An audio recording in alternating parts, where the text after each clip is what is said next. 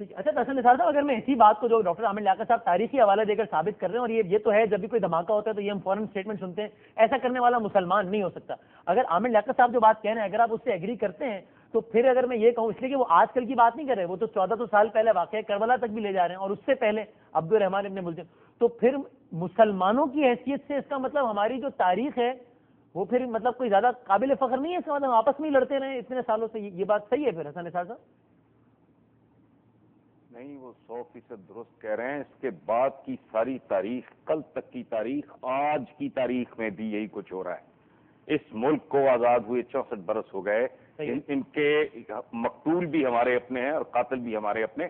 ایک بات میں دوبارہ ایکسپلین کرنا چاہوں گا. I am grateful to doctor Aamir Liaquat کہ انہوں نے تھوڑا اس کو تفصیل سے، میں مزید اس کی تفصیلت کروں. میں مثال یہ دے رہا ہوں، آقا پہ تو سب کچھ قربان، وہ تو الٹیمیٹ ایک ذات، ایک شخصیت ہیں. میں یہ بات کر رہا ہوں سمجھانے کے لیے. پھر ایک بار عرض کر دوں کہ میں اگر بیٹے کے طور پہ کہتا ہوں کہ میری اپنی ماں کی حرمت پہ میری جان بھی قربان، لیکن میں ہر وہ کام کر رہا ہوں جس سے میری ماں منع کر رہی ہے، تو اس کا مطلب ہے میں ایک منافق بیٹا ہوں. جو زبانی کلامی، زبانی جمع خرچ کی حد تک اگر میں کہوں کہ میں اپنے باپ کی عزت پہ میری جان قربان، یہ میں کہتا ہوں، یہ میں لکھتا بھی ہوں. میں نے اپنا گھر بھی بھرا ہوا ہے، اس کی دیواریں بھر رکھی ہیں، میں ہر وقت یہ بولتا بھی رہتا ہوں. لیکن میرا باپ ہر اچھا کام جو مجھے کہتا ہے میں وہ نہیں کرتا. ہر برائی، ہر بدی، ہر خباثت جس سے مجھے روک رہا ہے میں نہیں رکتا. تو اس کا مطلب ہے میرا وہ کہنا بے معنی ہے، کھوکھلا ہے. اور میں اللہ پاک کی قسم کھا کے کہتا ہوں کہ مسلمان اگر نبی کریم کے 10% ارشادات پہ بھی عمل کر لیں، یہ تو ایسے لوگ ہیں جو اپنے بچوں کو ناپاک دودھ دیتے ہیں.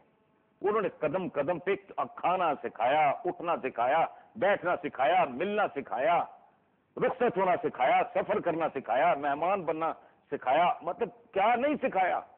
ملاوٹ ہی چھوڑ دو.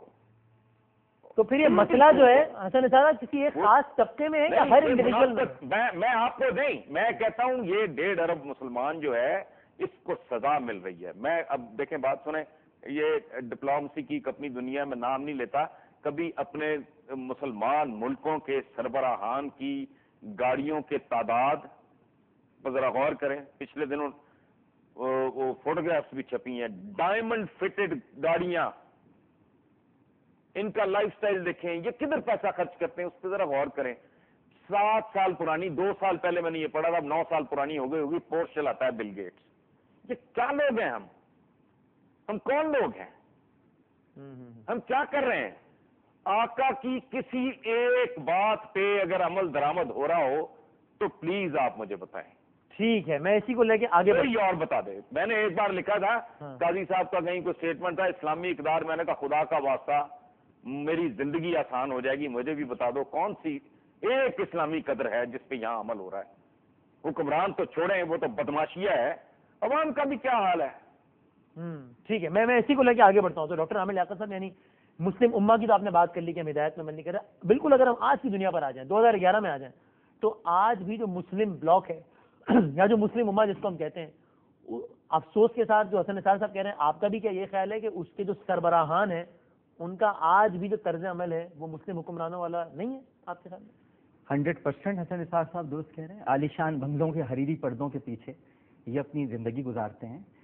مغنیوں کی قطاریں ان کے سامنے کھڑی ہوئی ہیں، غلام سربستہ موجود ہیں، اور یہ اپنے آپ کو ایک مسلم حکمراں کہتے ہیں. ان کی جو گاڑیوں کی قطاریں بتا رہے ہیں، یہ تو چلیں مسلم حکمرانوں کی بتا رہے ہیں. حسن نثار صاحب یہ تو بڑا کرم فرمایا کہ انہوں نے اس طرف نشاندہی کر دی، ورنہ پارلیمنٹ کے جو اراکین ہیں ان کی گاڑیوں کی قطاریں بھی آپ دیکھ لیجیے کتنی ہوتی ہیں. ان کا موبائل پکڑنے والا کوئی اور ہوتا ہے، ان کے کاغذات سنبھالنے والا کوئی اور ہوتا ہے. تو یہ کیا نمائندے ہیں؟ نمائندے تو فاروق اعظم تھے، نمائندے تو ابو بکر صدیق تھے، نمائندے تو عثمان غنی تھے، علی تھے. علی کو ڈھونڈ رہے ہیں کہ علی خلیفہ کہاں ہے؟ تو پتہ چلا ایک شخص جو جوتا اپنا صحیح کر رہا ہے وہ خلیفہ ہے، وہ جو سوکھی روٹی کھا رہا ہے وہ خلیفہ ہے. تو لوگ تو علی کو تلاش کرتے ہوئے روم کے لوگ آئے تھے. تو یہ درست فرما رہے ہیں، جو ہمارے اندر جو ایک تکبر آ گیا ہے، ایک تمکنت ہے ہمارے اندر ایک تم تراق آ گیا ہے، اور ہم اس وقت تک اپنے آپ کو درست نہیں سمجھ سکتے جب تک کہ ہمارا پروٹوکول بہت بڑا نہ ہو. تو آپ نے تو وہ تو صحیح کہہ رہے ہیں نا کہ آپ نے تو ایک بات تو بتا دیجئے کہ آپ کے اندر آقا صلی اللہ علیہ وسلم کی کون سی بات آپ نے مانی ہے؟ کون سی بات مانی؟ ایک بات بتا دیں. میں بھی یہ کہتا ہوں ایک بات بتا دیں. کہتے ہیں یہ جی کہ آپ نے ہماری طاقت سازشیں کرنے کا کوئی سازش نہیں ہوتی جناب, کوئی امریکہ نے جال بچھا دیا, کوئی سازش نہیں ہوتی, کچھ نہیں ہوتا وسیم بادامی صاحب, کوئی سازش نہیں ہوتی. انسان اندر سے خراب ہوتا ہے. آپ رسول کو تو مانتے ہیں لیکن رسول کی نہیں مانتے. تو رسول کو ماننا ایک الگ بات ہے اور رسول کی ماننا ایک الگ بات ہے. تو کوئی آپ کے اندر استعماری قوتیں نہیں ہیں, کوئی آپ کے خلاف سازش نہیں ہو رہی. آپ نے اپنی حالت خود خراب کی ہے اور خدا اس وقت تک کسی قوم کی حالت نہیں بدلتا جب تک کہ وہ خود اپنی حالت نہ بدلے. اور پھر یہ بھی سمجھا دیں کہ یہ کیا مسئلہ ہے, چونکہ محرم کے حوالے سے بات کر رہے ہیں, واقعہ کربلا, علماء سے ہم نے سنا کہ جناب اسلام کو بچایا حضرت حسین نے یہ واقعہ کربلا کے نتیجے میں. تو آج جو ملک اسلام کے نام پر بنا ہے, اس ملک میں اسلام کے نام پر معذرت کے ساتھ جتنی قتل و غارت گری ہوئی ہے وہ تو شاید کہیں اور نہ ہوئی ہو. تو یہ اب کیا مسئلہ ہے؟ دیکھیے یہ تو اتنا ایک دردناک پہلو ہے کہ ہم نے دین کا نام استعمال کر کر دین ہی کو رسوا کرنے کی کوشش کی ہے. ہم نے وہ کچھ کیا ہے جو آج پوری دنیا, آپ یہ دیکھیں نا کہ ہم ٹیری جونز کو کیا کہیں گے جو ہم قرآن کی بے حرمتی کی بات کرتے ہیں. ہم تو روز بے حرمتی کرتے ہیں صاحب. ہم تو قرآن کی آیات کو تسلیم نہ کر کے اس پر عمل کر کے اس کی بے حرمتی کر رہے ہیں. ہم تو صرف ہل ہل کے اس کو پڑھ رہے ہیں.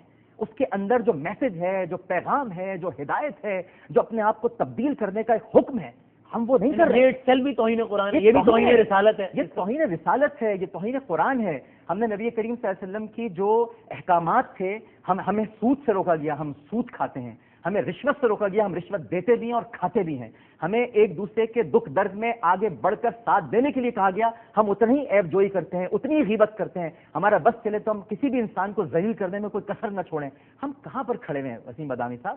ہم نے تو اپنے آپ کو بہت دور کر لیا. پھر اس کے بعد ہم یہ دعویٰ کرتے ہیں کہ ہم مسلمان ہیں. کم از کم آج کے دن جو اتنا بڑا دن ہے, ہم اپنی اس غلطی کو تسلیم تو کریں. ہم یہ تو کہیں کہ ہم آج نانا کے سامنے بھی شرمندہ ہیں اور نواسے کے سامنے بھی شرمندہ ہیں. ہم شرمندہ ہیں کہ ان کی قربانیوں کو ہم نے رائگاں کیا. ہم شرمندہ ہیں کہ جس مقصد کے لیے امام علی مقام نے اپنی جان کربلا کے تپتے ہوئے میدان میں دی تھی, ان کے اہل خانہ نے, ان کے گھر والوں نے, جس طرح بی بی زینب کی چادر اتاری گئی تھی, جس طرح سکینہ کے چہرے پر تماچے مارے گئے تھے, جو امام زین العابدین نے بیمار ہو کر یزید کے دربار میں خطبہ دیا تھا, جس دین کو بچایا تھا, ہم نے اس دین کو تباہ کرنے میں اور اس کو رسوا کرنے میں ہم نے کوئی کسر نہیں چھوڑی ہے. حسن نثار صاحب, یعنی یہ مجھے لگ رہا ہے آپ کی بات کو سیکنڈ کر رہے ہیں. تو اگر آپ یہ کہہ رہے ہیں, جو ڈاکٹر عامر لیاقت صاحب بھی کہہ رہے ہیں کہ بھائی سازشیں نہیں ہو رہی, ہم نے خود نے سارا کام کیا ہے, تو جو ناقدین ہیں یا جو آپ کے پوائنٹ آف ویو سے اختلاف کرتے ہیں وہ بھی یہ کہتے ہیں معذرت کے ساتھ, یعنی وہ بھی ضرور کہتے ہیں کہ بھائی آپ امریکہ کو ایک جو ہے نا سیف ایگزٹ دے رہے ہیں. تو آپ کیا یہ کہنا چاہ رہے ہیں کہ امریکہ بڑا خیر خواہ ہے مسلمانوں کا, وہ کوئی سازش نہیں کرتا؟ یہ باتیں کہہ کر ناقدین کے خیال میں آپ ان کو سیف ایگزٹ دے رہے ہیں. نہیں بادامی صاحب, کیا بات کر رہے ہیں آپ یہ ان لوگوں کی کیا اوقات ہے یہ اس کو سیف ایگزٹ دیں گے؟ جس کی بھیک پہ پل رہے ہیں یہ, جن کے اوزاروں, جن کے F-16, جن کی گندم کراچی کی سڑکوں پہ, عامر تو اس وقت بہت چھوٹے ہوں گے جب اونٹوں کی قطاریں پھرتی تھیں, اوپر ویٹ کی بوریاں ہوتی تھیں, امریکن ویٹ کی خیرات کی, اور گلے میں پلے کارڈ اس کے ہوتے تھے اونٹوں کے, thank you America. Safe exit دے دیں گے, کون کس کو کیا دے دے گا؟ یہ کس کی اوقات ہے؟ یہ تو ہوائی باتیں ہیں. 1.5 ارب بندہ ہے, مٹھی بھر لوگ پہ دنیا الٹ پلٹ کے رکھتی ہے, اور کوئی سازش وازش نہیں ہے.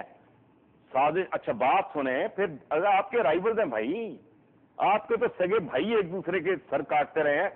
امہ کا جو لفظ استعمال ہوتا ہے اس کا, یہ تو ایک رومانٹک سا لفظ ہے جس کا وجود ہی کوئی نہیں. یہ مجھے ایک بات بتائیں, سازش تو ذہین آدمی کا کام ہے. دیکھیں بات سنیں, آپ اگر ذہین آدمی ہیں اور میرے دوست ہیں, میں کہوں گا بہت, ہی is very smart, he is very intelligent. ٹھیک, جو آپ کو ناپسند کرتا ہے وہ کہے گا یہ مکار ہے. مکاری اور ذہانت میں تو بڑی تھن لائن ہے. سو وہ سازشیں, آپ مٹی کے مدعو ہیں, آپ کے کھوپڑیوں میں مغز کی بجائے گوبر بھرا ہے, آپ بھی کریں سازش.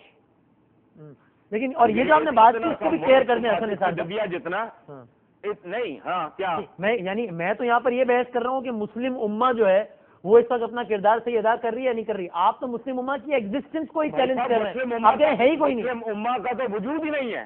اس کو سمجھائیں بھائی. 8 سال جنگ میں نے, ایران عراق کی جنگ میں نے کرائی. 6 لاکھ 8 لاکھ بندہ, 6 لاکھ 1 کا 8 لاکھ 1 کا مارا گیا, میں نے مارا. وہ چڑھ دوڑا کویت پہ, اس کو روند کے رکھ دیا اس نے, میں نے کیا. شام کے اندر کیا ہوا؟ یہ آپس میں لڑتے مرتے صدیاں بیت گئی ہیں, کوئی نئی بات نہیں, کل کی باتیں ہیں.